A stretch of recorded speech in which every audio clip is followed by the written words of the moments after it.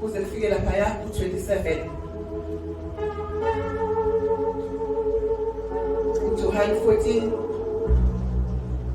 verse 24 to 27. Verse 24. Ongangithandiyo, kagcini amazwi ami. Nezwi enilizwayo akusilo elami, kepha ngelikababa ongithumileyo. Ngikhulume lokho kini ngisahlezi nani.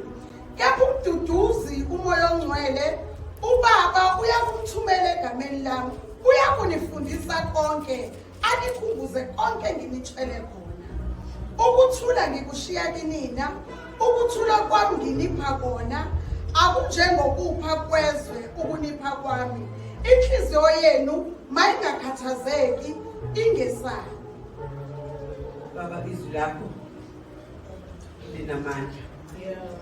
Izwi lakho linguqobo.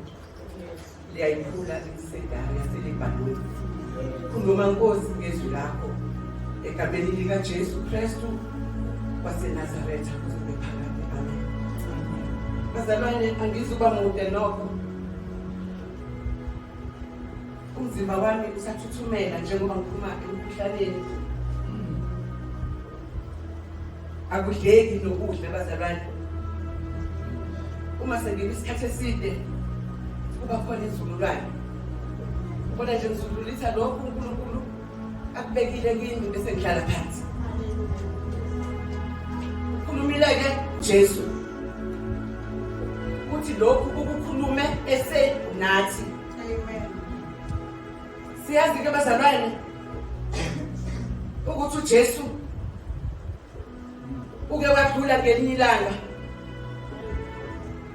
Yathi impumputhi izwile, Nkosi izwile ukuthi kuzodlula uJesu kule ndawo. Lithi izwi leNkosi yahlala eduze nendlela. Yanele yezwa ukuthi nangu uJesu. Yathi Jesu indodana kaDavide ngihawukele. Bese ngesho njalo nathi kulesi sikhathi esiphila kuso. Bese ngesho kanjalo na. Sixakekile sinje.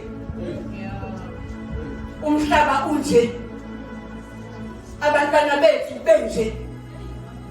Bese ngesho sithi Jesu indodana kaDavide sihawukele lesi simo. Ngoba yena uyezwa. Asheshe futhi aphendule. Okwethu ukuhlala kuye. Njengezwi leli elikhuluma namhlanje ukuthi kepha umduduzi umoya ongcwele uyakunifundisa konke. Amen. Anikhumbuze konke kusukela kuGenesisi kuye esambulweni. Uyasikhumbuza ngezwi lakhe. Bazalwane bami enkosini, uthi ukuthula ngikushiya kini. Ngibona sinengxokozelo emangalisayo, kodwa yena ukuthula kwakhe ebekushiyile kithi. Wathi ukuthula kwami wathi nginipha kona. Bazalwane bami, besingehlale yini enkosini? Besingehlale yini enkosini? Siyincenga inkosi. Sithi hlala nathi. Imini idlulile. Ubusuku sekufikile. Ufile la ngaphandle. Ufile bazalwane. Udinga umuntu ozasikhumbuza ngezwi ukuthi konje izwi leNkosi lithini.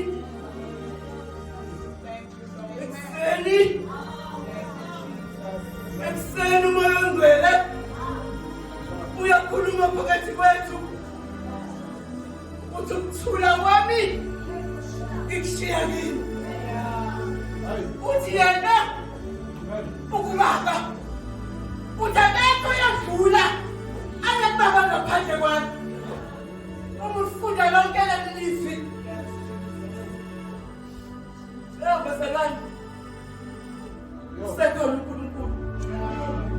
Uyakhuluma futhi. Uyakhuluma usuku nosuku. Ngisho uwedwa ekhaya uyakhuluma. Hayi ukuthi uzokhuluma ngoba yonke ivesi uyicule akhuluma uNkulunkulu. Uyakhuluma bazalwane. Uyakhuluma uNkulunkulu. Yes, Jesus. Unomusa nathi. Akafuni noyedwa ozosala endleleni. Kodwa ufuna ukuhamba nathi. Bazalwane bami. Ekuseni ke Sela sisukume sonke. Simtshela uNkulunkulu ukuthi uyinkosi. Simtshela uNkulunkulu ukuthi ungubani. Simcela uNkulunkulu ngesisimo esikhona emhlabeni.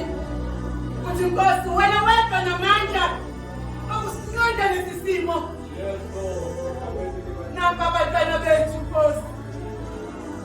Sizakuwe uNkulunkulu wethu omngcwele.